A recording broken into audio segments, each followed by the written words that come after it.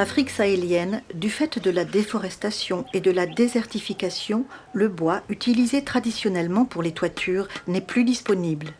Les toitures de tôle, seules alternatives proposées actuellement au plus grand nombre, et les constructions en parpaing de ciment sont inadaptées. Les populations sahéliennes sont enfermées dans un cercle vicieux de pauvreté.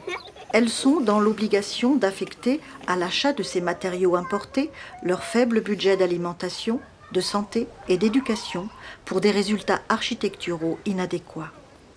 Aujourd'hui, il est estimé que plus de la moitié des populations sahéliennes n'a pas accès à un habitat décent. La croissance démographique et les conséquences du réchauffement climatique dans ces régions imposent un changement des modes de construction. La voûte nubienne apporte des solutions à ces problématiques. En 1998, Thomas Granier, maçon français, et Siri Youlou, agriculteur burkinabé, ont redécouvert une technique de construction ancestrale originaire du Haut-Nil et historiquement inconnue des autres régions africaines, la voûte nubienne. Réalisée à partir de matériaux locaux disponibles en grande quantité, cette technique a été simplifiée et standardisée au maximum afin de s'inscrire dans une économie et des savoir-faire locaux et permettre son appropriation par les populations.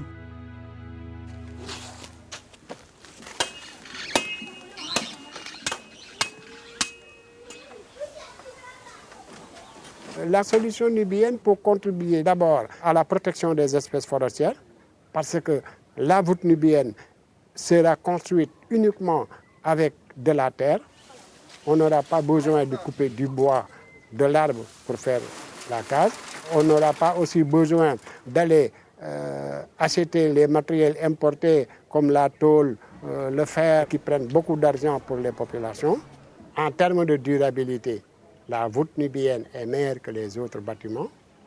En termes de confort, de la chaleur ou de la fraîcheur, nous sentons que c'est quelque chose qui peut augmenter la durée de vie de la personne âgée d'abord. Il n'y a pas lieu de comparer les bâtiments en voûte nubienne avec les bâtiments en tôle en matière de prix. La comparaison, c'est par rapport à la qualité. En tout cas, tous les visiteurs qui viennent ici, vraiment, ils veulent construire.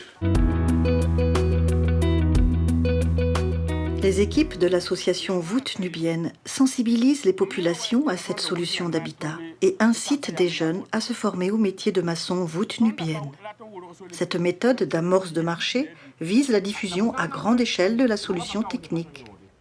Pour renforcer son action, l'association s'appuie sur des organisations de la société civile et des organisations paysannes. Ces acteurs sont des relais essentiels à l'émergence et à la croissance du marché de la voûte nubienne.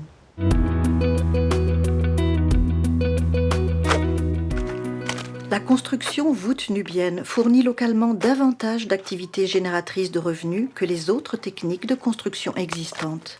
Une grande partie des emplois est constituée de main-d'œuvre non qualifiée. La formation de base est une formation sur le tas, donnée par des artisans maçons à leurs apprentis dans une logique d'économie réelle, de chantier réel. La main-d'œuvre représente 96% du coût du gros œuvre. Aujourd'hui, ce sont plus de 400 maçons qui vivent de leur métier à temps plein ou en complément de leurs activités agricoles. Maintenant, la filière d'artisans maçons est effective et dynamique. Les maçons voûte nubienne ne sont pas salariés de l'association.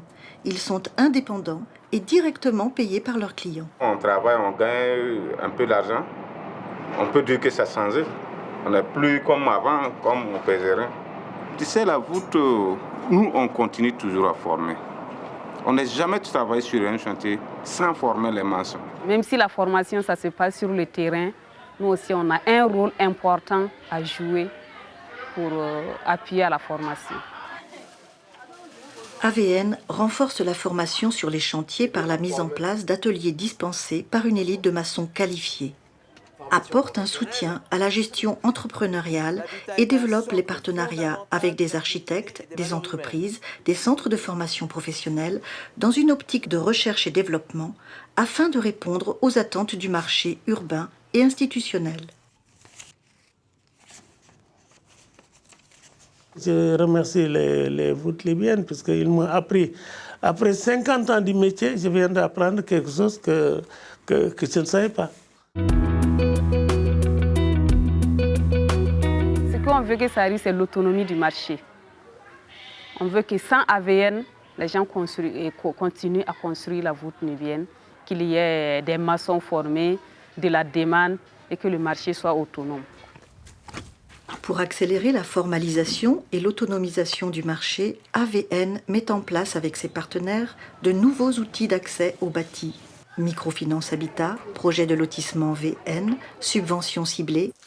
AVN accompagne et incite les partenaires politiques et autres acteurs de la filière habitat à intégrer le concept VN.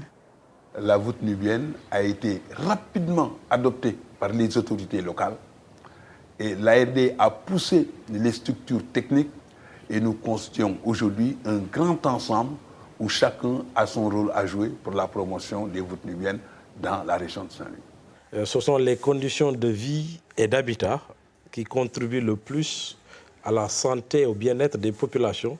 La voûte nubienne doit être accompagnée par le ministère de l'Environnement et du Développement durable parce que ça répond parfaitement à notre politique de gestion des ressources et de lutte contre la pauvreté. Depuis 2000, avec une croissance annuelle moyenne du marché de 30%, ce sont plus de 2800 voûtes nubiennes qui ont été construites au Burkina Faso, au Mali et au Sénégal, et plus récemment au Bénin et au Ghana. Cela représente 1500 chantiers qui ont permis la formation de 400 maçons pour 2 millions d'euros d'économies locales générées, 55 000 tonnes potentielles de CO2 économisées et 20 000 bénéficiaires. Les multiples usages de la voûte nubienne et les nombreuses demandes en construction pour des habitations privées, mais également pour des bâtiments communautaires, confirment la pertinence de cette solution constructive. Aujourd'hui, l'impératif, c'est l'implication des États, des ministères, des collectivités territoriales, des bailleurs multilatéraux et bilatéraux des États sur les questions environnementales, sur les questions d'adaptation et d'atténuation au changement climatique, sur les questions de savoir-faire, de formation professionnelle dans la filière de l'habitat adapté et sur le programme de la voûte nubienne. C'est pour appuyer ce changement d'échelle que depuis 2012, le Fonds français pour l'environnement mondial soutient et accompagne le programme de l'association La Voûte Nubienne aux côtés d'autres bailleurs publics et privés. Dans le cadre de notre politique de RSE, on a un grand rôle à jouer en finançant, en acceptant ou en contribuant au financement avec la voûte nubienne, être un investisseur social qui permet à la voûte nubienne d'agrandir, de bien vulgariser, de bien former et de faire aimer et encore faire aimer les ouvrages de voûte nubienne. La voûte nubienne est vraiment